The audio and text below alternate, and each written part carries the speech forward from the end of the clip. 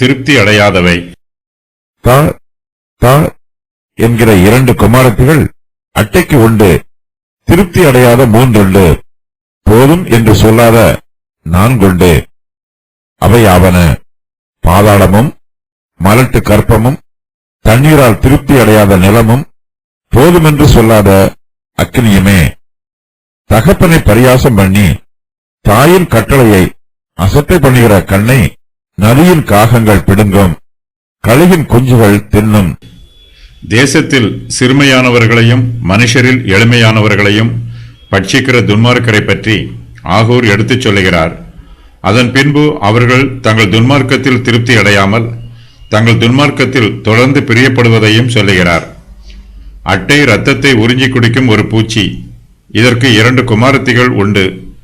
2 நாளங்கள் வழியாக இவை நம்முடைய இரத்தத்தை உறிஞ்சும். இவை ஒருபோதும் திருப்தி அடைவதில்லை, எப்போதும் தா தா என்று சொல்லும்.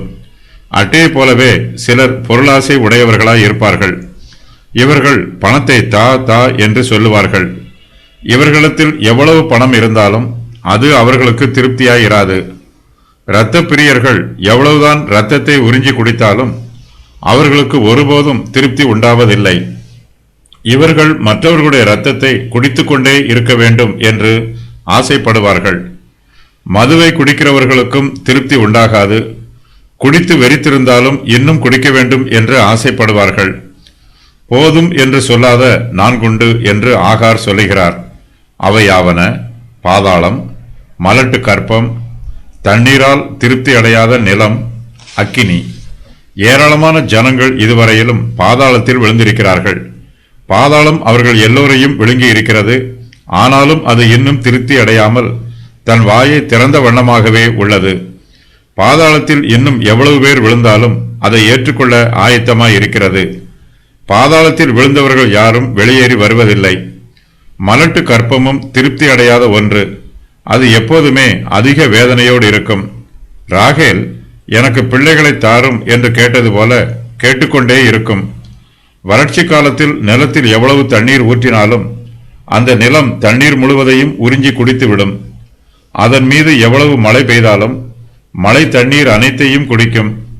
மழை பெய்த பின்பு சிறிது நேரம் நிலத்தில் தண்ணீர் இருக்கும். கொஞ்ச நேரம் கழித்து அந்த தண்ணீர் வற்றி நிலம் காய்ந்து போகும். இன்னும் அதிக தண்ணீர் வேண்டும் என்று தாகத்தோடு இருக்கும். அக்கினி எரியும் போது அதில் எவ்வளவு விறகுகளை போட்டாலும் அவை எல்லாவற்றையும் ஏற்றுக்கொண்டு பற்றி எரியும். அக்கினியின் அளவுக்கு முடிவே இல்லை. பாவிகளும் இவைகளைப் போல திருப்தி அடையாதவர்களாய் இருக்கிறார்கள். இவர்கள் விரும்பியது கிடைத்தாலும் அவை இன்னும் வேண்டுமென்று பேராசைப்படுவார்கள். பாவிகள் தங்கள் பாவத்தில் ஒருபோதும் திருப்தி அடைவதில்லை. பாவமானது கற்பம் தரிக்கும். எவ்வளவு பாவம் செய்தாலும் தங்கள் பாவத்தை நிறுத்தி விடாமல் தொடர்ந்து பாவம் செய்து கொண்டே இருப்பார்கள். கீழ்ப்படியாத பிள்ளைகளுக்கு சாபமும் தண்டனையும் வரும் என்று ஆகூர் எச்சரிப்பாக சொல்லுகிறார். பெற்றோரை கனம் பண்ணாத பிள்ளைகள் சங்கிலிகளால் தூக்கப்படுவார்கள். நதியின் காகங்கள் அவர்களுடைய கண்களை பிடுங்கும். தங்களுடைய பெற்றோரை எந்த கண்களால் கோபத்தோடு பார்த்தார்களோ அந்த கண்களை காகங்கள் பிடுங்கும்.